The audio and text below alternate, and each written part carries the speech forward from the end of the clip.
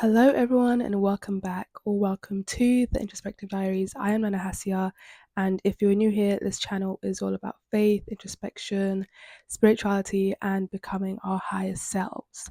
So, this video is titled Why Spiritually Gifted Women Effortlessly Break Social Norms and Are Usually Mistreated or Hated for That.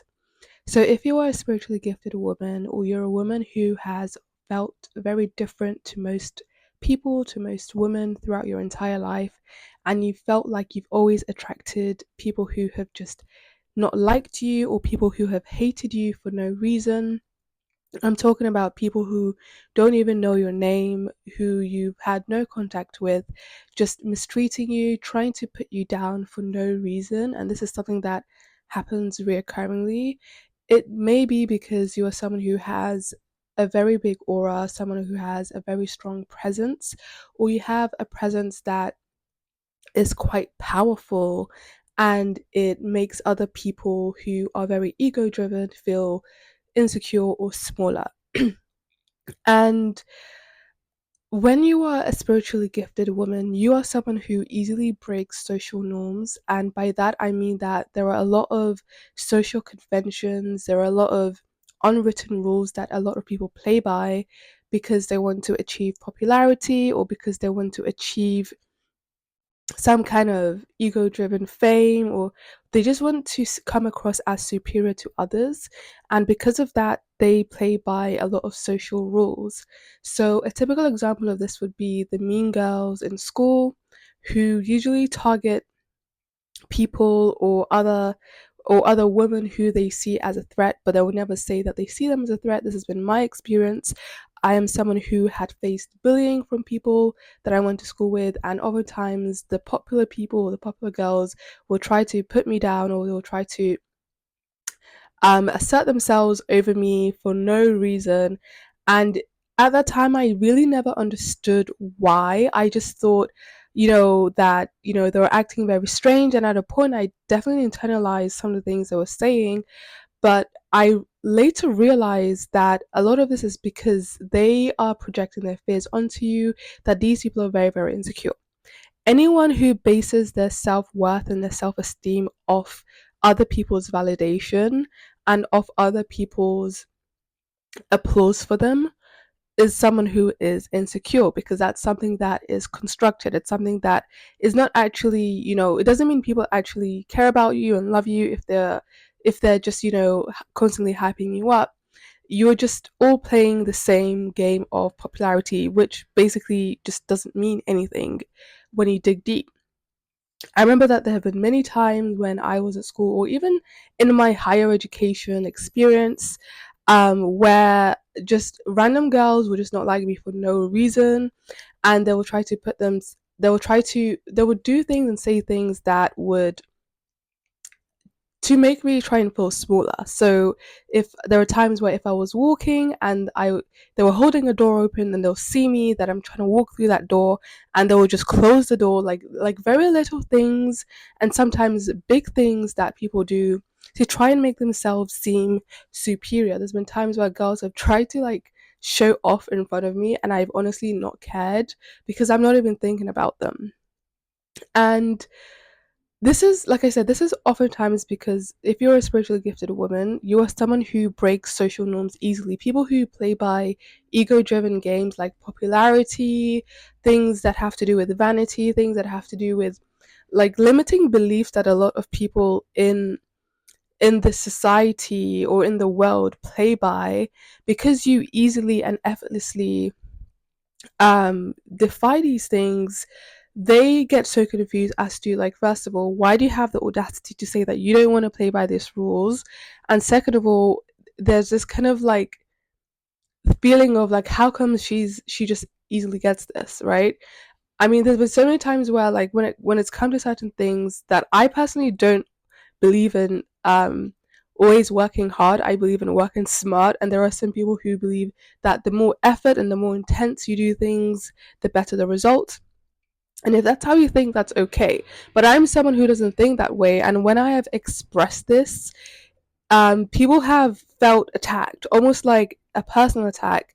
That, hey, actually, I didn't work this hard, but I was able to achieve X, Y, or Z, or that I didn't have to put in these many hours, but I still got this, right? And this is something that baffles a lot of people's minds, is that why are you not going by the social conventions of, first of all, how to achieve things or how you should present yourself, yet you still get that thing that they want. And this comes all the way down to how people dress, right? Like, I'm someone who, my sense of style is a way for me to express myself. And as a Black woman, I have had people, um, try to call me weird for not wanting to carry myself in a certain way, or not wanting to embody my Blackness in a certain way. And these are things that people don't get, right? Like, because you're not someone who you're not someone who plays by the book, because you know that that's just social conventions that people have created, right? And you also know that the world actually doesn't operate based on that. Day in, day out, every day, we get new information of people who beat the odds, right? Of people who achieve things in an unconventional way, of people who get to the place where they want to get without having to play dirty, without having to do too much, right? And people are threatened by that. There are so many people who I've met who have always kind of just excuse me, there are certain people I've met who have just always kind of preached this whole idea of like, well, it's a dog eat dog world. If you don't step on someone, someone else is going to step on you. And they use this as a philosophy to try and get ahead, but they're not really getting ahead. And if you are someone who is spiritually gifted, because you have that anointing on you, you do not have to play by those rules. You do not have to actually try that much to get that recognition or get that thing that others want.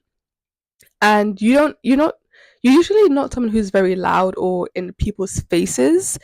And this doesn't mean that you don't have shadows or you don't have things that you work on, but ultimately you are someone who kind of prove people wrong, and they don't understand. And like I said, day in, day out, this happens in the world. People who are beating the odds, people who are getting where they want to get without having to play dirty, without having to sabotage, steal, and be corrupt. And people just don't understand that. How are you doing that, right? How are you, because people, we've been told since we're all young that if you want to get ahead, you have to be popular, you have to be well liked, you need to do this, you need to appear this way, you need to look like this. And like I said, people who are spiritually gifted, we do not play by those rules. And that's something that like severely gets under people's skin.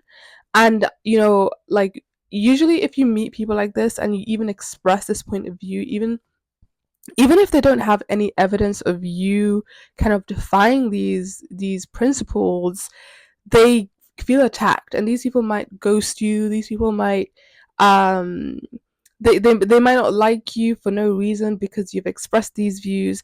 And like I said, you effortlessly defy social norms and conventions, and people don't understand that. People don't want to think that there's actually an alternative way of doing something that doesn't require you to sell your soul, that doesn't require you to um, work like hard traditionally, or to even be a certain way. Okay. And I think that apologies, I'm recovering. And I think that oftentimes this is because, like I said, people are very like boxed into like certain ideas and ideologies.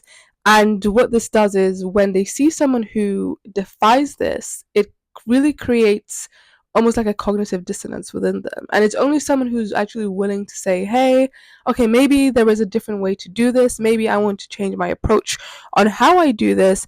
Is usually that's when they actually change their minds, if they want to. But like I said, if you are someone who's spiritually gifted, get ready for a lot of this, because part of your purpose is to actually show others that you can do things differently.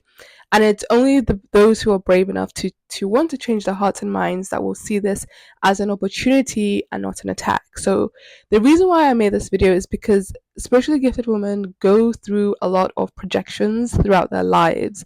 A lot of people will try to project onto you. A lot of people will try to keep you in a box, to keep you in their confinements. And if you're someone who hasn't healed a lot of your traumas or the things that you've been through, you'll end up taking these identities on, these false identities on, and you will make decisions based on these things.